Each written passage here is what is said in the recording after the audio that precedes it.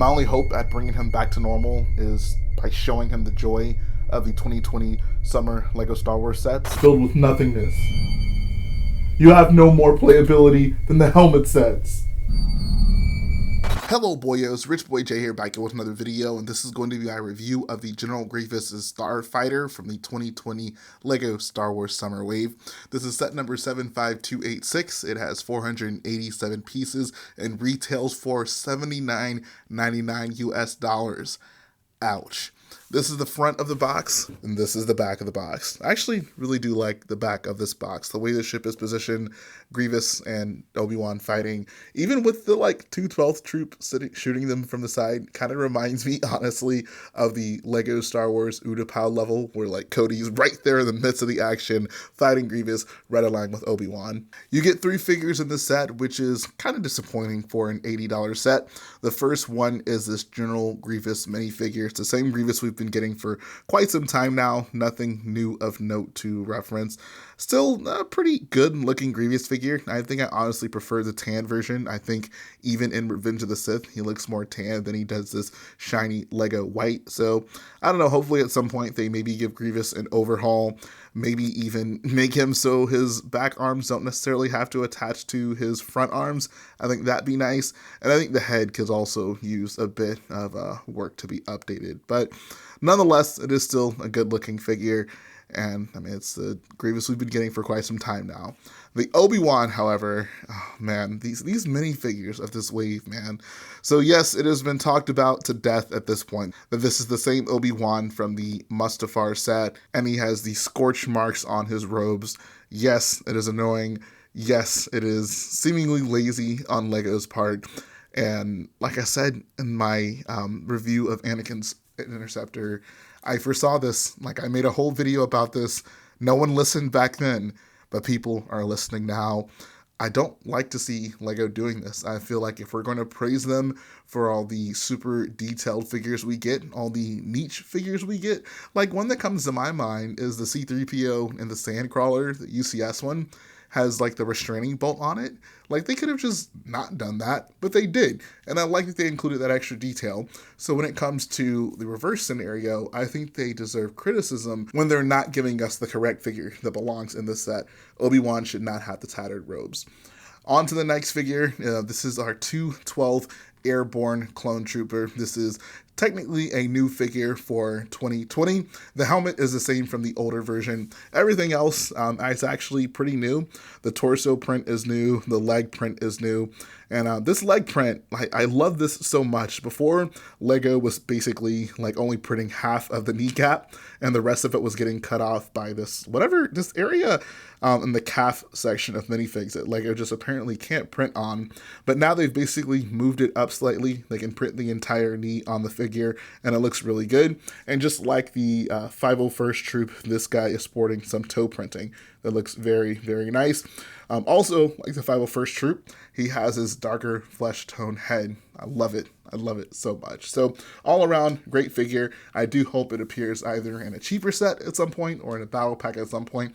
It will be very unfortunate if the only way to get this updated Airborne Trooper is in an $80 set. So let's talk about the set. I think it's very unfortunate that this is an $80 set because it is clearly overpriced. I think $50 is a good price for this set. I think $60 is a realistic price for this set. I think $80 is just flat out unreasonable for this set. This is definitely not an $80 set. I would urge anyone who really wants this to get this on sale. This is not an $80 set, but it is a good set. I would even argue this is a great set. I think that this is the sleekest of all of the 2020 sets. Just having this here in my hands, this is just such a well-designed vehicle. The older versions of this, I think were pretty good, but this one is easily the best version of the Grievous Starfighter. Just the way all these curves come together, the mostly studless approach that LEGO took to most of the design, with the sides and even the back here. It's kind of converging on mock territory in terms of just how aesthetically pleasing it is, and I really appreciate that. I think LEGO did such a great job designing this set. You have 2 of the flick-fired missiles up top. I actually really like the mechanism for the bottom of the set. You have one of the spring-loaded missiles, and you just push this in, and the spring-loaded missile flies out. And it's, like I said, like very, like, just amazingly concealed. From the top, you can't even tell it's there. From the bottom, I feel it fits in with the design of the ship pretty well. It's not an eyesore or anything. It looks very good. You do have 2 storage areas on the sides of this vehicle, so you can pop that open. I've just seen people try to stick lightsabers in there. Honestly, wouldn't urge you to do that. It can be kind of difficult to get it out. And it also would rattle around in there. So honestly, think this is a super crucial or a great play feature at all. It's something, like if you want to throw guns or whatever in there. Like if you're a kid and you're traveling with this, I guess it's kind of cool to be able to just throw stuff in there. But like in terms of getting it out, like it's not going to be the easiest thing to maneuver around. You probably have to hold it upside down and shake it to get whatever is in there out of the vehicle. The cockpit works as it should. It slides forward as it does in the film, which is very nice.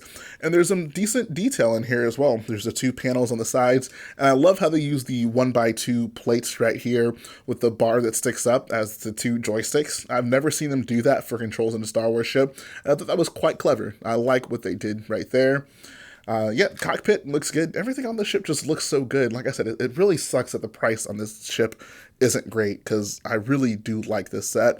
I think the coloring on the set is also very nice.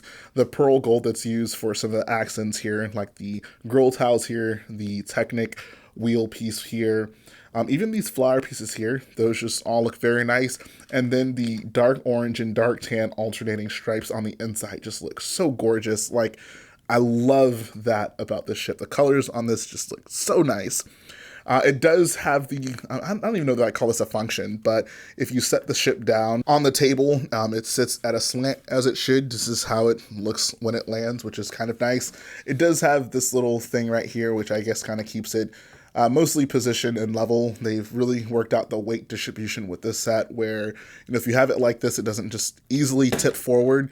It kind of settles itself back into the slanted position, which is very nice.